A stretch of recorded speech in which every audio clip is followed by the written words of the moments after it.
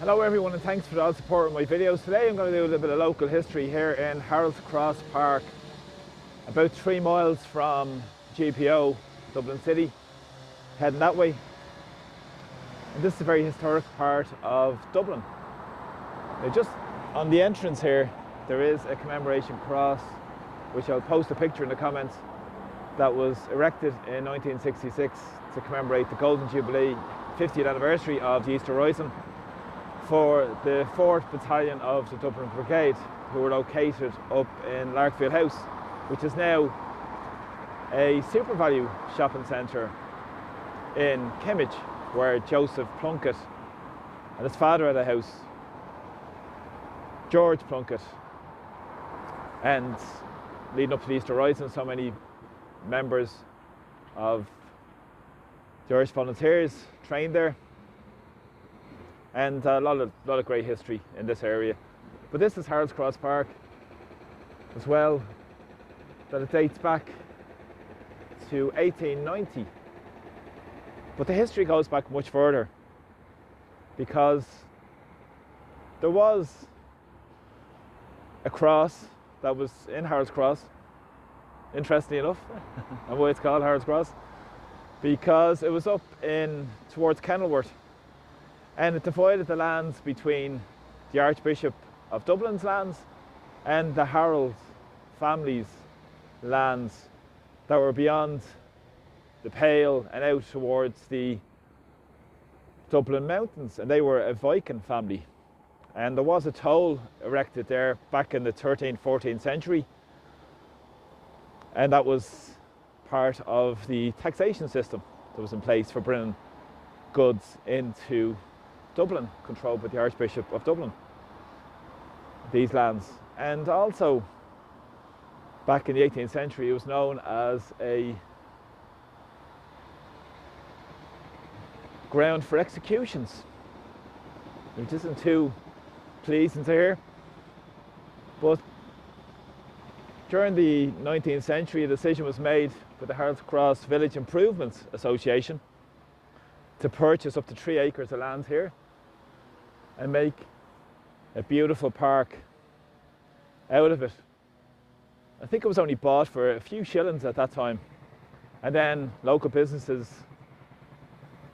fundraised and raised over £500 to build this beautiful park that we have to this day in Harold's Cross.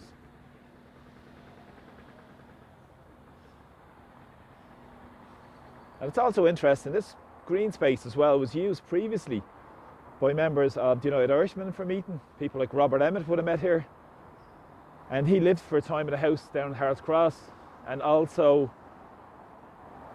was captured there before his execution in Thomas Street in 1803. But there has been a lot of developments in Harold's Cross, high rise, high price apartments, a lot of crazy unregulated development going on. And because there's no local area plan for the community. Now, every year there's a festival held in May, which is a fantastic local festival, which brings the community together. But I'll just bring you up and show you a little bit more around this beautiful park. Over the years, I remember many park keepers that were here who were used to keep us as young lads from stop playing football, actually, just down beyond there, and a beautiful green up here as well, as you just walk up.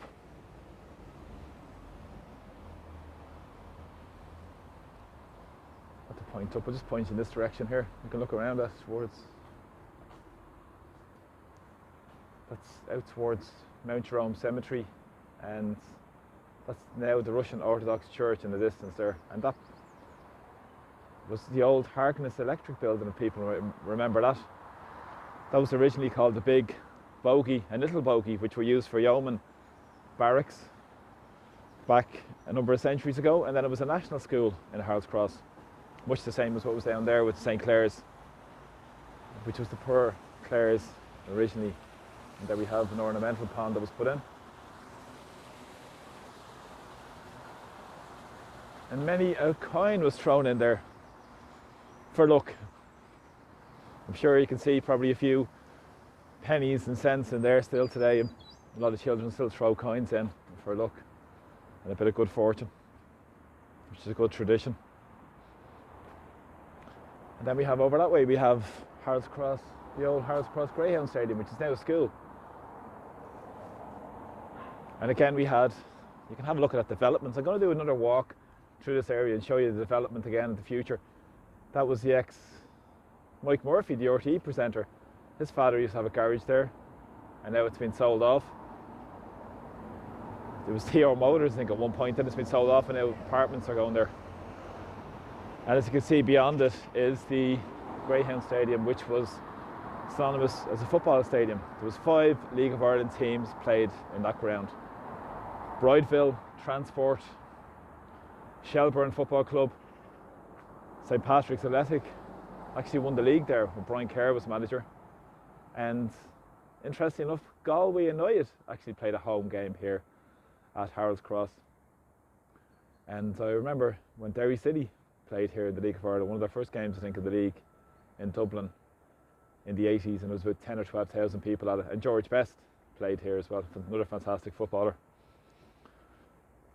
Played for Manchester United as well. So great history, sporting history, political history, social history in Harold's Cross. Let's just walk around, we have a look at the lovely green as well. And people might remember as well, up at the corner there used to be a bike shop, Paddy Walsh's bike shop, for many years as well. So I hope you enjoyed the little walk around Harold's Cross. Lovely part of the world, lovely park, and well looked after by the